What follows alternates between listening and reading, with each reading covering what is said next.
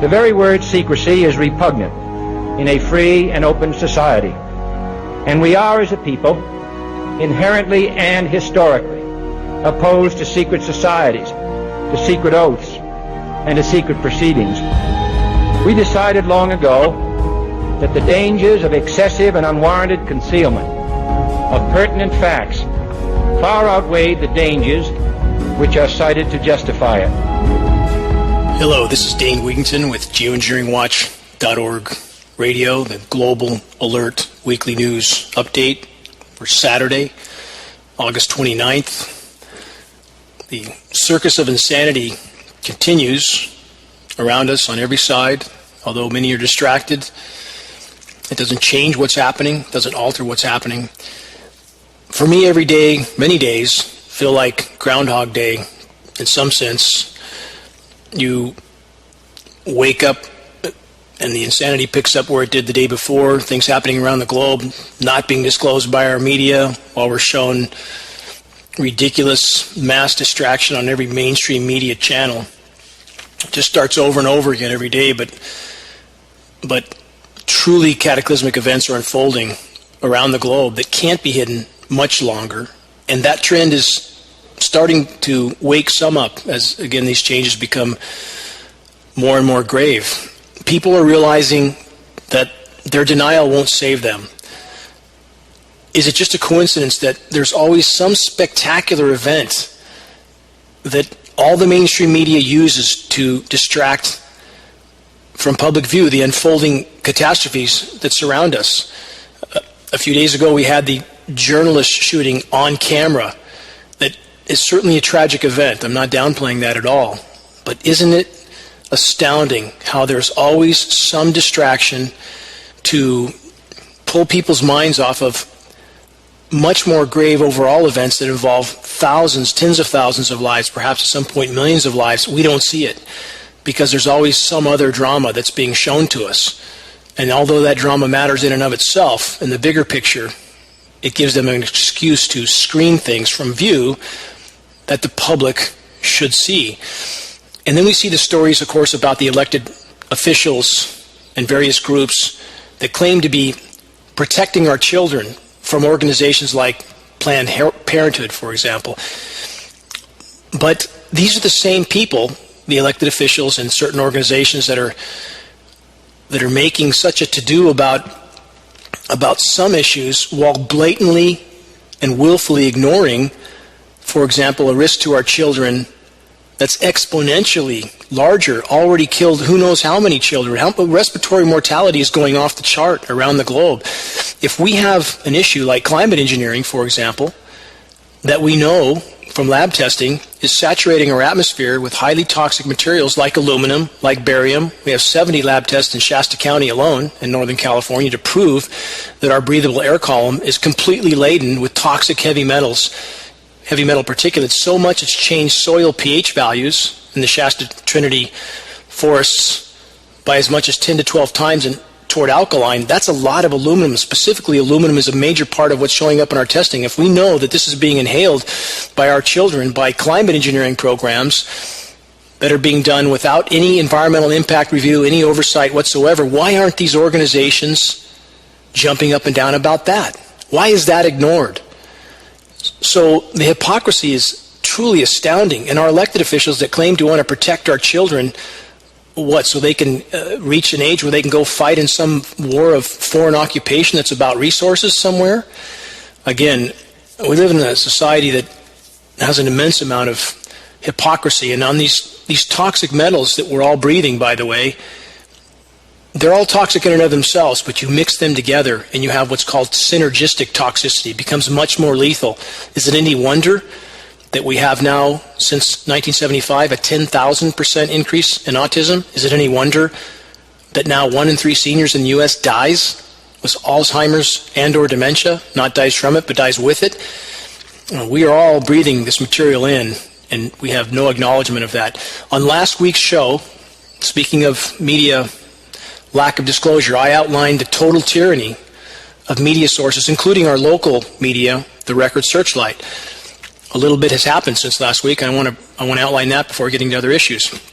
Searchlight feels they have the right to completely censor any coverage whatsoever on major community events, most recently one with over 1,000 in attendance. Again, an event that had former government scientists speaking out, former defense industry, local top health officials like neurologists. We have so many experts at this meeting, and yet we have a Searchlight editor, in this case Mr. Silas Lyons, who thinks that he has the right to censor the media. So since last week's show, Silas Lyons and his editor, Carol Ferguson, were mailed a recently published peer-reviewed study, a study published in the International Journal of Environmental Research and Public Health, stating that all available evidence and testing indicates that climate engineering is in fact real and ongoing and very dangerous. So when that full study was mailed to the Searchlight with a message asking them to examine it, what was their response? Here's the response by managing editor Carol Ferguson.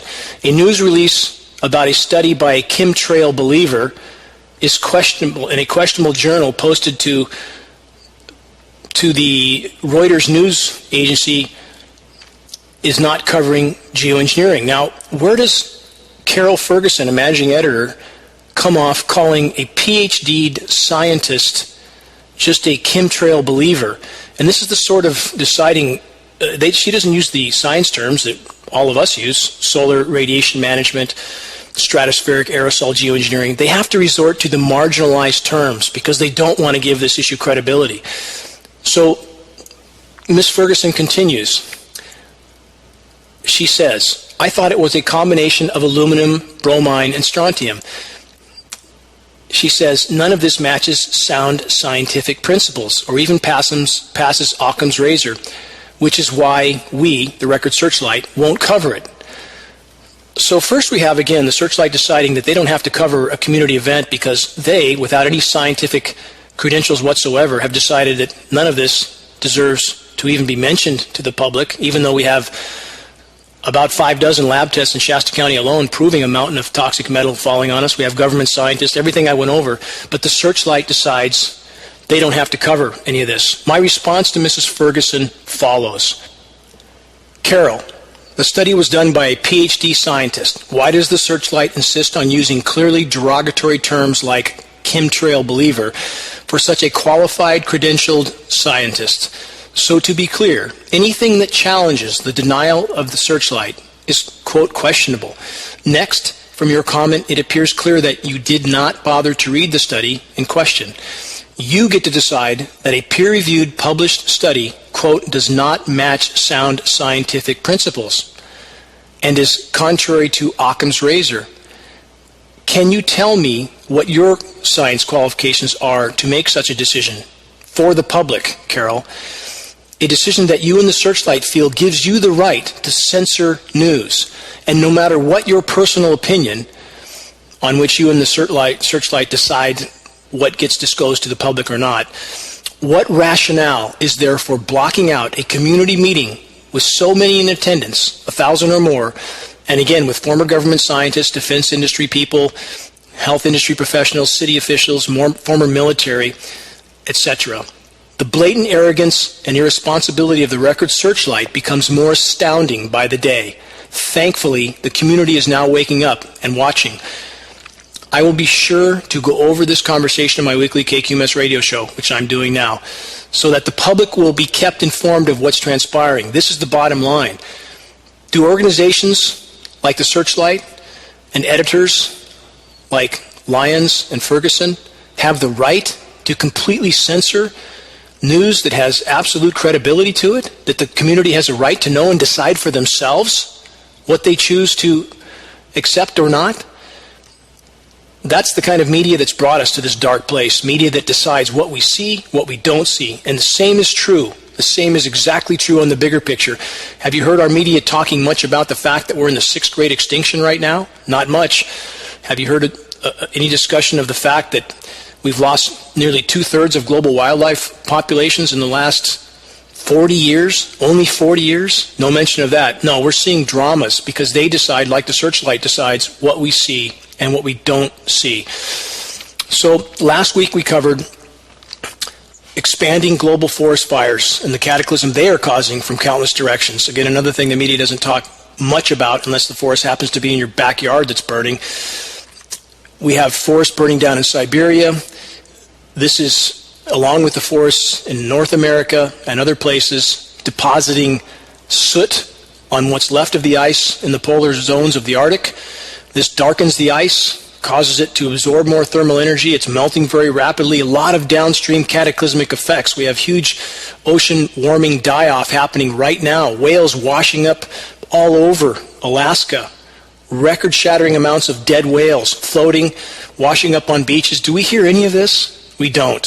So it's up to us to search out this data for ourselves, because institutions like the Searchlight decide for us what we see and what we don't see. Last week I also spoke of the inevitable market meltdown. The following is a headline from last week. The great props to the world economy are now beginning to fall. China is going into reverse, and the emerging markets that consume so many of our products are crippled by currency devaluation. The famed BRICS of Brazil, Russia, India, China, and South Africa, to whom the West was supposed to pass on the torch of economic growth, are in varying states of disarray.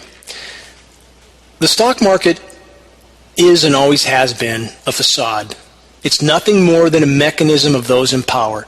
No matter how much manipulation the central bankers attempt, and they're manipulating right now, the damage control comes into the market when the markets begin to crash. They prop them up again. And those who can't see this are not looking very closely at this point. The bottom line is this: when the biosphere collapses, the illusion of perpetual expansion and plunder on a finite planet with finite resources will shatter. There is no other possible outcome. The moment the planet can no longer sustain and support the destructive paradigm that has been in the past, a paradigm shift will occur. This shift is already unfolding rapidly. Regarding biosphere collapse, an article by Dr. Glenn Berry is telling and appropriate for this conversation. The title is Biosphere Collapse, the Biggest Economic Bubble Ever, again by Dr. Glenn Berry. The article states, the global environment collapse, as in the pursuit of short-term growth, humanity overruns natural ecosystems, including the atmosphere, that make Earth habitable. Together, we urgently need to address inequity, climate change, overpopulation, and natural ecosystem loss. Or alone, we each face the horrors of economic, social, and ecological collapse. Newspapers are full of disastrous warnings that if economic growth does not return to Greece, or if it drops a couple points in China. Rarely in human history have so many been so fundamentally wrong about a matter of such importance as the desirability and even the possibility of perpetual economic growth. The real threat to human well-being is not that there is too little economic growth. Rather, it is that there is too much, and that we have overshot how much growth can occur without collapsing our shared environment. Side note, mathematically speaking, we would need 4 to 5 planet Earths to keep the current paradigm going. The article continues, the industrial growth economy is ravaging natural ecosystems. Stocks of natural capital, including water, soil, old-growth forests, wild fish, etc., are being pillaged to artificially inflate short-term economic growth. Modern industrial capitalism's narrow focus upon GDP growth as a measure of society's well-being utterly fails to account for the very real and detrimental cost of liquidating Earth's natural life support systems. Infinite growth on a finite planet is a recipe for disaster. Nothing grows forever, and trying to inevitably rips apart any system seeking to do so. Continued ravaging of Earth's natural ecosystems for short-term growth is the biggest economic bubble ever. Such a short-term myopic focus upon economic growth can only end in social and ecological collapse. The global ecological system is collapsing and dying. The biosphere, our one shared environment that makes Earth habitable, is having its constituent ecosystems liquidated for resources. Inequitable overconsumption has achieved such momentum that key ecological planetary boundaries have been surpassed, raising the very real possibility of humanity pulling down the entire biosphere as we collapse. Again, another side note, Earth's former energy balance has been completely derailed. The planet is now warming at the rate of 4 Hiroshima bombs per second. That's the thermal energy of 4 Hiroshima nuclear explosions per second. 400,000 per day. That's how fast the thermal energy buildup is occurring on our planet. Dr. Glenn's article continues. Far more is at stake than abrupt climate change, as natural ecosystem loss, ocean dead zones, freshwater scarcity, soil erosion, nitrogen deposition, and many other aspects of ecological decline merge and worsen the others. This sudden surge of human impact upon the naturally evolved biosphere, as human numbers went from 1 to 7 billion in just over a century, can fairly be characterized as willful ecocide. Yet, this relentless industrial growth continues to be falsely equated with progress. Many are unlikely to respond to warnings of imminent doom from specialists until they are much more uncomfortable and unhappy than they are now.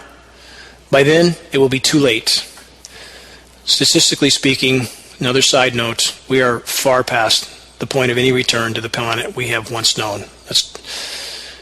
That's done. The article continues again.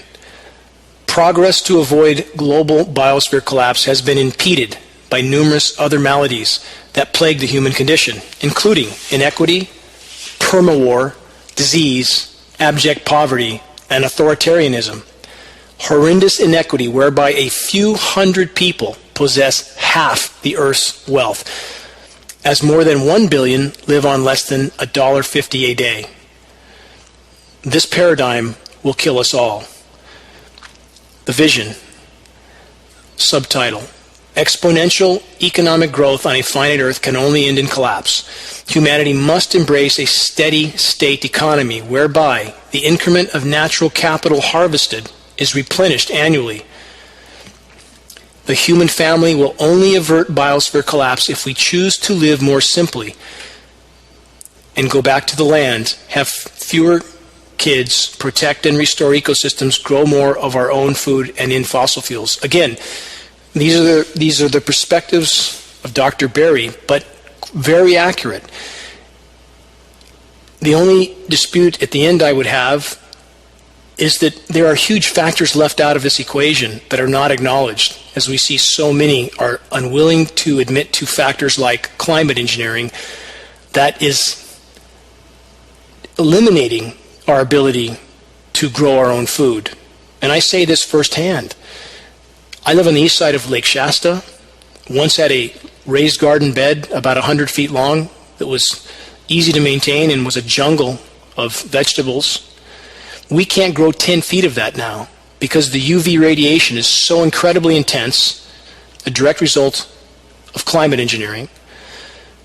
And the soils are so contaminated with toxic heavy metals, which kills beneficial soil microbes and has a very direct effect on root systems. And we have peer-reviewed study on the effect of aluminum, and we know the aluminum's in the rain. We know it is. We have so many lab tests, so many posted lab tests taken in many cases by former government scientists. There is no question this material is contaminating everything. So how do we go back to the land and grow anything when you have so many people, environmentalists especially, I'm sorry to say, that are ignoring the climate engineering juggernaut of insanity that's decimating our planet from top to bottom. So the bottom line is, with so many articles, we have to consider that there's a very big factor being left out. I'll finish with the article. It continues. Large and connected natural ecosystems must remain the context for human society. No environment, no people. That's simple. Human settlements must exist within the limits of their bioregions, linking human being with local ecological constraint. Those that are smarter and work harder will still have more, but not grotesquely so. Basic needs of all humanity, natural ecosystems, and kindred species will be met. The challenge of our time is to quickly embrace these necessities while remaining free and extending the benefits of an economically secure and free existence to all Earth's inhabitants. Failure in efforts to promote smaller families, fossil fuels, reduction of fossil fuels, and to restore natural ecosystems will mean worsening widespread ecological havoc, mass death, and the bad sort of anarchy before humanity and Earth drop into nothingness. Now, I realize a lot of people don't want to hear anything that I just stated, that they are not about to want to reduce their consumption, but they very soon will not have a choice. It's a mathematical certainty, an absolute certainty. We've become completely disconnected from the biosphere. Man's war against nature is a war against himself, period. And this chapter, the Anthropocene, the age of man, this is an era, a scientific era in time called the Anthropocene. That's the era we're in. And it will end very poorly, very soon, on the current trajectory. That's a mathematical certainty.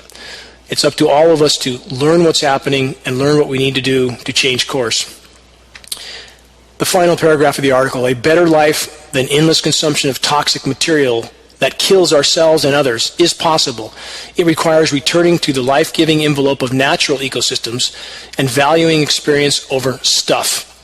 Much is already known regarding proven techniques to live and work more sustainably. Educate yourself and start to transition to a sustainable life. Now, again, the key word there is sustainable. What we have done to the planet is completely unsustainable. The epitome of destruction from the human race would certainly have to be climate engineering, and that issue alone has caused cataclysmic damage over a very short time span. On that note, and the level of damage that we see, mainstream media is finally starting to cover some of what is happening, but yet still in a method that downplays the severity. CNN has issued a recent report stating today a sixth mass extinction could be well underway. Where do they get the word could? We mathematically know that we're losing 200 to 300 species of plant, animal, and insect a day. We mathematically know that's 15,000 times the background rates of extinction. That's 1.5 million% higher than background rates of extinction. We know in the last 40 years, fully nearly two-thirds of Earth's wildlife populations have perished, while human populations have doubled. How can they say that we could be in a mass extinction? Because CNN's job, like all mainstream media's job, is to pacify the public, to pretend they're covering issues in an objective way when they're not. Or in other cases, again, like mentioned earlier, the Searchlight simply omits news altogether. But we have other organizations like CNN that covers the news in a very spun way, saying things could be true that are mathematically absolutely true and have long since been true. So this is the sort of mainstream media coverage that we need to learn to see through. CNN continues, the researchers fear 75% of the species we know today could be lost in just 2 generations' time. If we've already lost, in the last 40 years, nearly 2/3, why would it take 2 more generations to lose another 15% when the extinction rate is accelerating, not decreasing? People think that such headlines from CNN are alarmism. They are radically conservative of how bad things truly are. The CNN article continues, we have the potential for making massive change, and the bottom line is that we can't be the generation responsible for wiping out 3/4 of life forms on Earth, says Bernowski. He's a researcher. Biodiversity provides critical functions, including the air in the atmosphere and purifying drinking water. Life as we know it depends on having high levels of species diversity, scientists say. Now, again, most people know this, so do we need CNN to tell us that it's necessary to have an environment before we can survive? The article continues with a quote from one of the major researchers. People think nothing bad will come from species loss because scientists can't predict exactly how many need to go extinct before the world collapses. The problem is that our environment is likely a brick wall. This is an important scenario. It will hold if you pull individual bricks, but eventually it takes just one to make the wall suddenly fall apart. It's important people understand that. They can think that everything's fine because McDonald's is still selling Big Macs and Walmart's still open, until they're not. And we are perilously close to a paradigm change, no matter how much people try to refuse that notion or deny it. Reality is unfolding, and there's no stopping the inertia of what's coming. The CNN article finishes, while extinction is a natural function of life, this is the first time humans are being confronted with species loss at rates that are, and thankfully CNN gives a relatively accurate figure here, 10,000 times faster than what is considered natural rate. We've been saying this for years. The data indicated this from the frontline researchers for years. CNN is just now getting to this. The problem of extinction is becoming very serious. This is still a CNN article. But it is not too late, says a researcher. They always give us that. They always give us the, it's not too late, we can fix it all. We have the potential of initiating a mass extinction episode, which has been unparalleled for 65 million years. Been over that. Extinction rate is already happening. Mass extinction is already here, but they still indicate that we might go down this road. But the researcher says, and this is the only kind that get published in mainstream media, but I'm optimistic in the sense that humans react. In the past, we have made quantum leaps when we work together to solve a problem. Do you see anybody trying to work together to really help save the environment on a scale that matters? The environmental groups that we've tried to introduce the climate engineering issue to, which is the greatest single devastating force on the planet, won't even look at the data. They're busy saving a fish and a frog here and there, but ignoring the giant hole in the bottom of the boat, which is geoengineering, which is contaminating all life on Earth, tearing apart Earth's life support systems, disrupting the hydrological cycle, shredding the ozone layer. There's not much bad that geoengineering doesn't do. Again, that's why we're so focused on that particular issue. It shut the water off to California. There's no question that's directly related to climate engineering. I challenge anyone, search engineered drought catastrophe. Target California. Search that. Just search engineered drought catastrophe and start looking at data. Please don't believe anything I'm saying. Simply do some investigation and stop listening to the paid-off quote-unquote experts that mainstream media puts up to pacify us, put us back to sleep, and keep us from really understanding what's happening around us. So here's what this expert from CNN says as a final note. Reduce your carbon footprint. He says this is to hold back climate change from falling below critical levels and to prevent altered conditions which can ravage fragile ecosystems. Again, can ravage? If we're losing 200 to 300 species a day, is that not already in that category? He continues, never buy products made from threatened or endangered species, ivory, as if this is going to really change the direction. But this is the sort of really unuseful advice we get. Eat less meat. He goes on to say land used to feed livestock. I agree that livestock is destructive for the environment, but he gives a few suggestions here. Burn less carbon. That's about the end of the CNN article. My question is this. When we know we have such a cataclysm happening around us, is a few little steps going to save everything? Is buying a solar panel and a Prius going to change anything? It's not. What does it take to make a solar panel? What does it take to make a Prius? Is that not fossil fuels? Is that not... Again, our situation is far more dire than people understand. And by the way, and I'm an advocate for renewable energy. My home was on the cover of the world's largest renewable energy magazine. But let's look at reality in that regard too. Quote-unquote renewable energy is simply an extension of fossil fuels. It's better than fossil fuels, but it's simply an extension of fossil fuels. So let's look at a couple of the chemicals used to make, for example, solar panels. Hexafluoroethane.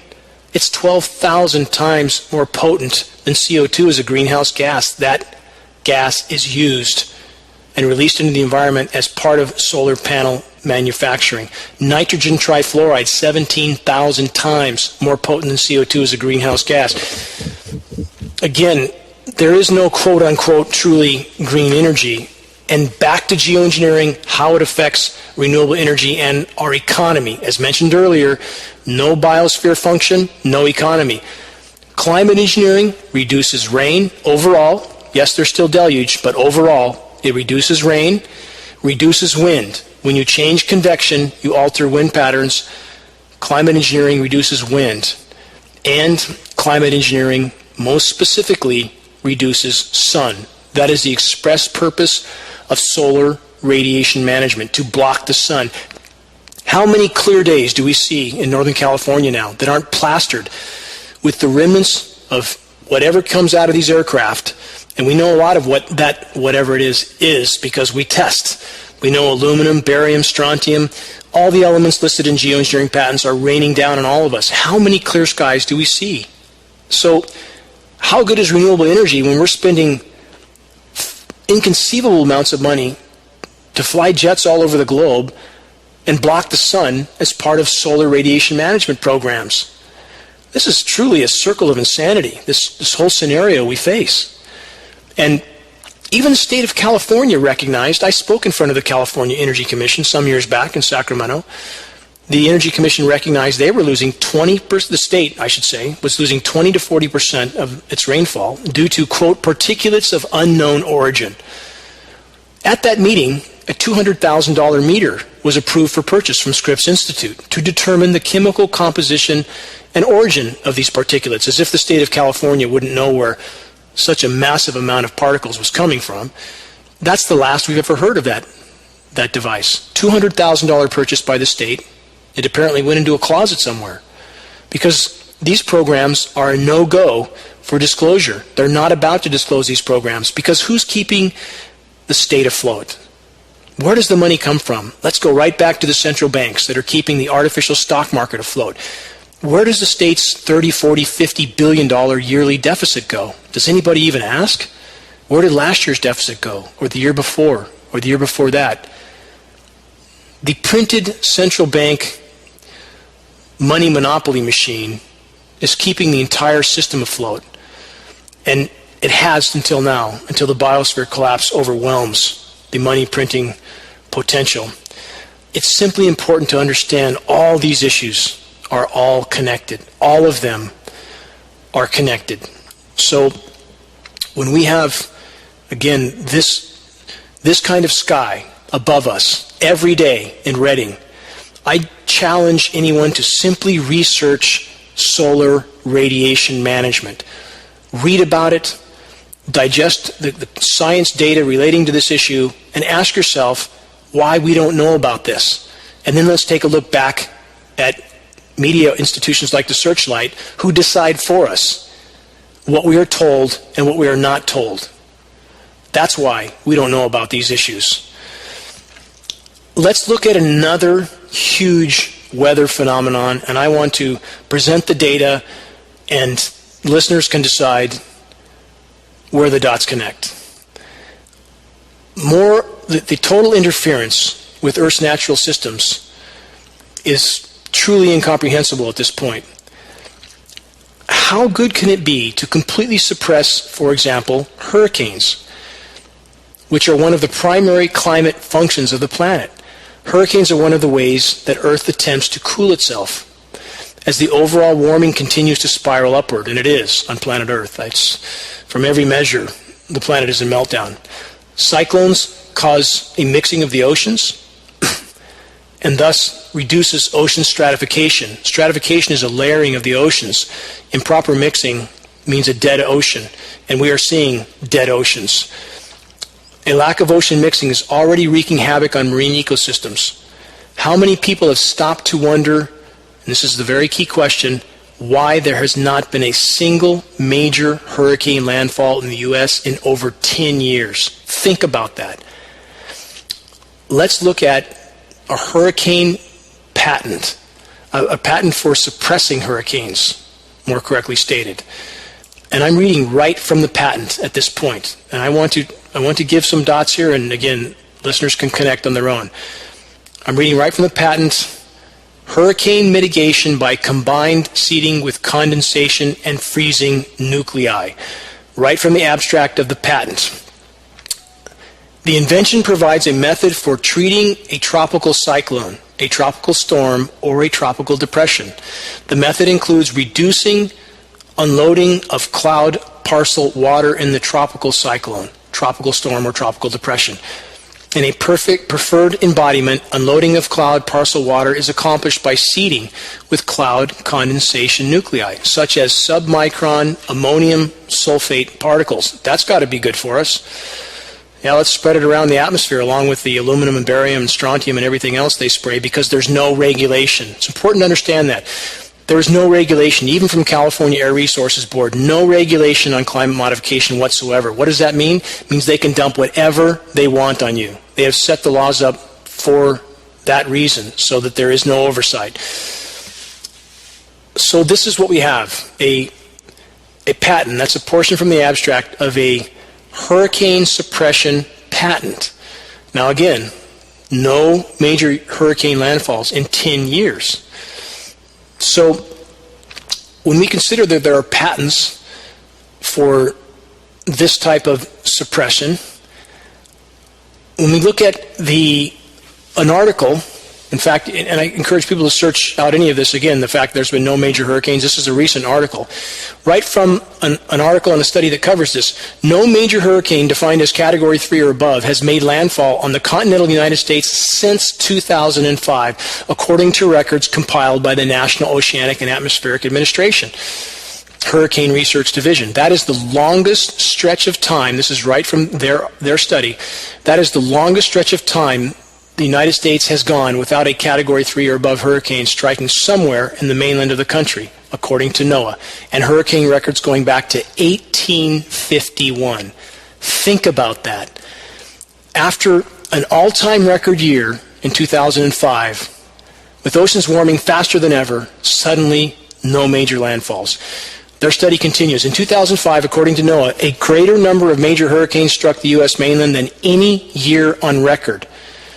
That year, 4 Category 3 storms hit the U.S. He names the storms. And let's consider that. So we go from radically increasing hurricanes and an all-time record amount of impacts in 2005 to nothing. Nothing in 10 years. And again, for those who think Sandy was a major hurricane, it was not. It did major damage, but it wasn't a major hurricane. How is this possible? How is this possible?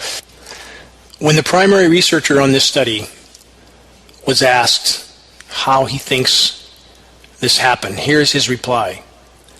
Quote, I like to think of it as Mother Nature giving us a little bit of a break after giving us a beating in 2004 and 2005. That's my best guess, but I don't know. He continues, the pause is an unlikely event, so as ascribing to the significance of it as a challenge, he said. What does that mean? I don't know. They have no clue, because you can't rationally explain away how you could have rapidly warming oceans producing ever more violent storms, still occurring in other places of the globe, by the way, but suddenly it just stops here. We know we have hurricane suppression patents. We can certainly see spraying going on over the tops of these storms. It's very visible on radar. Spraying of these particulates, which is exactly what this patent describes, to reduce convection and suppress cyclonic rotation, is certainly what we seem to see. And mathematically speaking, the likelihood of record warm oceans with no hurricanes making landfall in 10 years, it's a statistical impossibility. Why would we have that? Let's take a look at just how many records were broken in 2005. Most tropical storms, most hurricanes, most Category 5 hurricanes, most hurricane names to be retired, most major hurricanes to hit the U.S., most damage ever recorded, highest amount of cyclone energy ever recorded, latest into a hurricane season, January 6th. We have other records broken in 2005. strongest Atlantic hurricane ever, fastest intensification ever, most damaging hurricane ever, greatest storm surge from an Atlantic hurricane, the most intense hurricane. We have the furthest south hurricane, furthest north hurricane. The list goes on. How do we go from that to no landfalls in 10 years? And again, at the very same time, with record warm ocean temperatures, record warm Gulf of Mexico, and by the way, in the Gulf of Mexico, we certainly see a lot of motive why they wouldn't want hurricanes to spin there, don't we? We have a sea of oil sitting at the bottom of the Gulf of Mexico from the Macondo oil spill. We have sea levels that are rising very rapidly. In fact, a new headline on that today I'll get to in a moment. So we have oil production also in the Gulf that I would imagine the powers that be don't want disturbed. So again, 10-year low in landfalls in spite of just prior to this all-time record-shattering year, even warmer oceans since then. How do we have a stop in hurricane landfalls? At the same time, new headline, 2 days old, record Pacific cyclones. Tropical cyclone activity in the western North Pacific Ocean basin continues at a record pace this year, a leading atmospheric scientist said Monday. We have the Category 4 or 5 cyclones this year through Tuesday, August 18th, set a year-to-date record for the Northern Hemisphere, smashing the previous record of 7 such intense tropical cyclones in 2014. So we've gone from 7 to 12. The previous records set just last year, shattered again this year. This is impressive, the article goes on to say, since the Atlantic Basin had yet to produce a single hurricane, much less one of that intensity. These scientists are taking note also. They're scratching their heads, and they're wondering, why is nothing happening in the Atlantic Basin where it would impact the U.S.? Why is nothing happening there? Interestingly enough, since the headlines came out about this unexplainable lull and landfalls to the U.S., now, as of today, we do have a hurricane on the radar. As of actually Thursday last week, Hurricane Erica seems to be forming. So perhaps such headlines are not desirable. I'm not saying hurricanes obviously would be forming very consistently.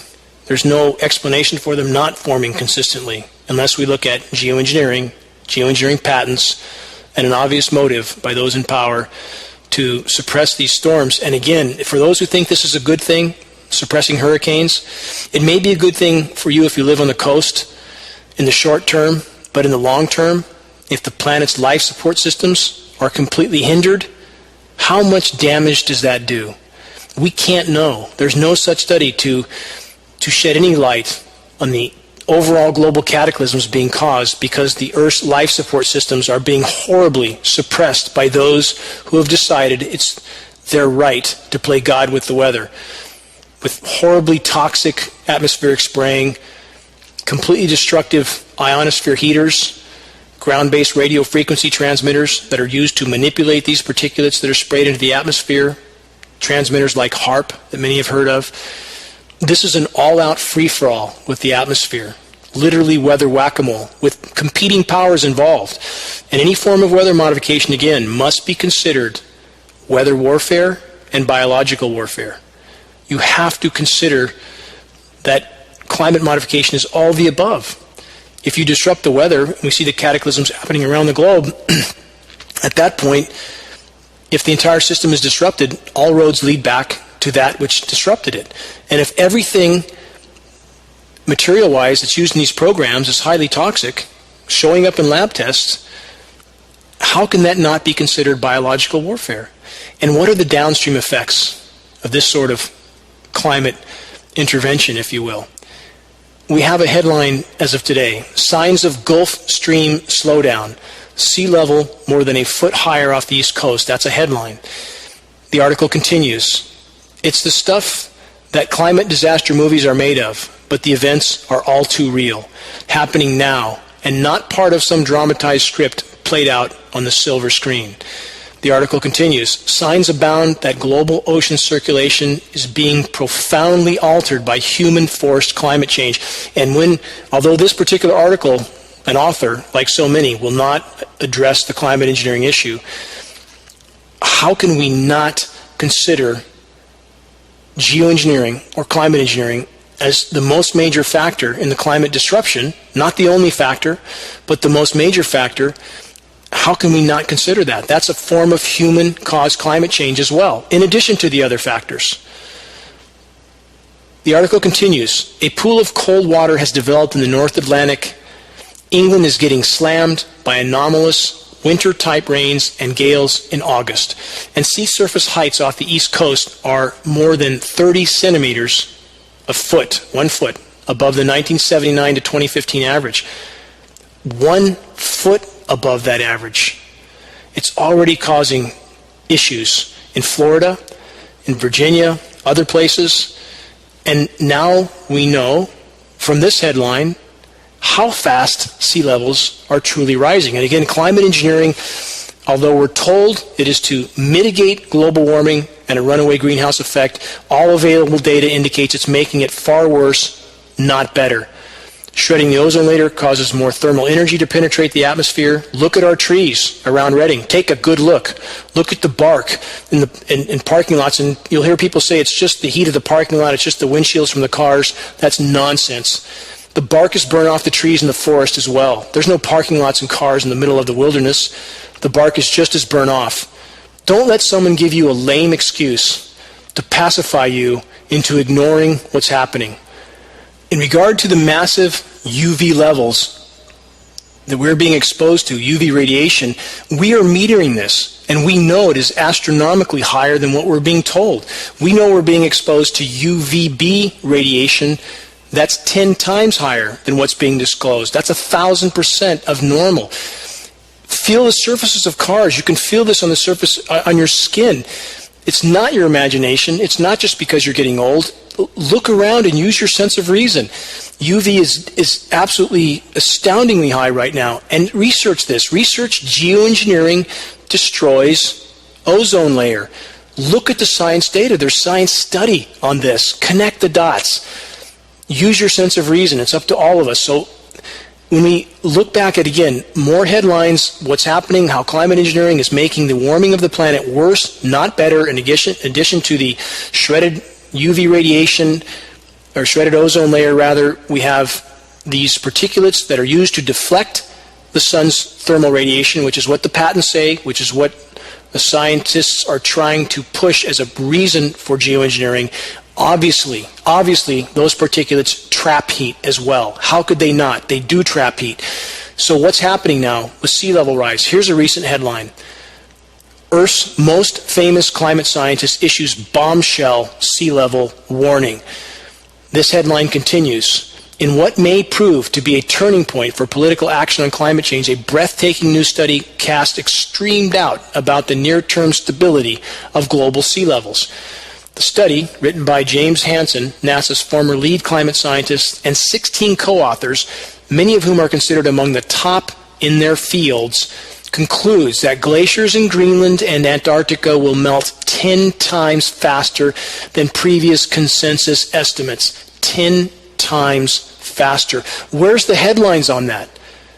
Where's the Searchlight's headlines on that? Or is that just another headline that they want to block? Just as they completely omitted any coverage of major community meetings with former government scientists. This is why our community, our society, is so completely in the dark about dire issues that are closing in on us from every side. The military-industrial complex approach, we have the top U.S. military leaders. I challenge anyone, please investigate what I'm saying. All the top U.S. military leaders are stating on the record that climate change, global warming, is the greatest and most immediate threat faced by our nation. I'm simply asking this. If this is the stated conclusion on the record by our top military leaders, Are we to think that they would ask our permission before they engage in climate engineering? That's a very naive notion. Again, I've stated this before, but I want to drive this point home, and I hope hope people go to their internet and search military leaders say global warming is greatest threat. Then ask yourself, same headline, same premise, Obama administration, Obama science advisor John Holdren states the same thing. We have the administration, the military, all saying climate change is the greatest and most immediate threat. Are we to think they would ask our permission before engaging in something that they consider national security? And even though what they're doing is making the situation far worse, not better, and our military brothers and sisters are being told what they're doing is something for the common good, which couldn't be further from the truth, not only are they, again, toxifying our airs, soils, and waters, they're disrupting the hydrological cycle, the rain cycle, completely disrupting it, not just a little bit. We know that they are not being told the truth on this issue, or I'm quite sure many of them, honorable men and women, would not participate. So we need to get the truth out, but that becomes hard when we have media like the Searchlight. It becomes very hard when they decide that even though there's former military people at the event in Reading, which they didn't cover, speaking out, they decide for us what we see or what we don't see. Until we stop buying that paper, they'll keep doing what they're doing. It's up to us to make them accountable. We have local elected officials doing exactly what the Searchlight's doing. This is truly unfortunate. And I've documented this as well. I passed on testing data to Doug LaMalfa, put it in his hand from California EPA, gave it to his aides. He was in the same meeting. This is on film, by the way. And was later told that by him and his staff that they didn't recognize California EPA as a credible source of data, even though those EPA tests showed that there was massive amounts of aluminum running through our streams. We now have peer-reviewed study stating on the record, as I've stated before, the bees are dying, they're collapsing, everybody knows that. They're packed full of aluminum. Where did that come from? 70 times more aluminum than what it takes to cause Alzheimer's or dementia in a human being. No wonder the bees are dead. How could they not be dead? I've outlined before the whales, full of aluminum also. Aluminum showing up everywhere. And even though we have the disinformation people telling us, well, aluminum is everywhere in the environment. A local radio host just tried to throw this one at me, so we should expect it and everything. If that was the case, nothing would be alive in the first place. Aluminum does not exist in the environment in free form, period. It's always bonded to other elements. It cannot be in the environment in free form unless it's been mined and refined and sprayed or distributed. If you think you're not breathing aluminum and absorbing aluminum, you're wrong. The lab tests prove you are. The medical statistics prove the damage is showing up. Absolutely proves it. So when we have this type of society where everybody is invested in not telling the truth, bad things happen. And on the road we're on, we're not going to get much further if we don't change directions. It's up to all of us to learn what's going on around us, to look at real sources of data. I've stated before, there's a website called, it's a strange name, it's called Rice Farmer. I challenge anybody, look at that site. Just Google Rice Farmer. It's a rice farmer in Japan who posts exceptional news with no politics and no advertising, categorized. Goes to a great deal of effort to do this. Best site I found for that type of news. Just search Rice Farmer and take a look at the categorized news from around the globe. It's not his news. It's from major sources that were not shown. It's a great news site. And so the bottom line is, the burden rests on us. It's up to us to find out what's happening. If you care about your children, if you care about their future, if you care about the planet as a whole, you can't not care about the omnicide being fueled by global climate engineering. Omnicide, by the way, means the willful decimation of all life. That's what's happening. GeoEngineeringWatch.org is an educational tool for those that are willing to face this dire issue. GeoEngineeringWatch.org does not sell anything. We're non-political. Our purpose is simple, to help sound the alarm on the climate engineering crimes. Those in power literally have a noose around our necks The catastrophic drought in California is a direct result of climate engineering. I challenge you to, again, search engineered drought, see what you find. I'm not asking anyone to believe anything I'm saying, as I stated before. I just simply want people to investigate. The bottom line is this. If we don't deal with climate engineering,